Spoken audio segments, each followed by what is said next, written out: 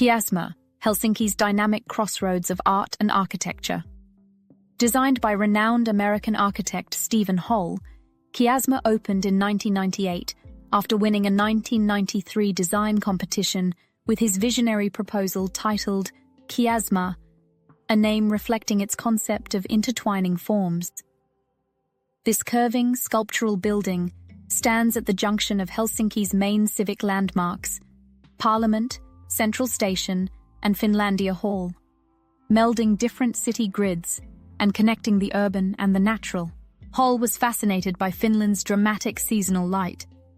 The building's surfaces, patinated zinc roof, hand-sanded aluminium facades, curved concrete walls, shift in tone throughout the day, tying the museum to its northern context.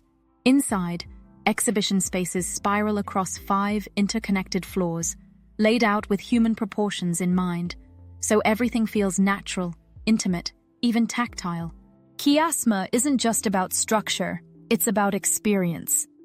Nearly 9,100 minute gallery space hosts both Finnish and international contemporary artists working across media, from installations and video art to performance and photography. The museum also includes a theatre, library, cafe and shop, spaces designed to support public engagement beyond passive viewing.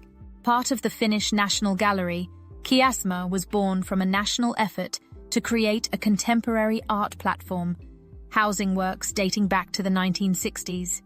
Today, it hosts over 300,000 annual visitors and offers inclusive programming, workshops for families, toddlers and seniors, accessible guided tours, and artist-led events.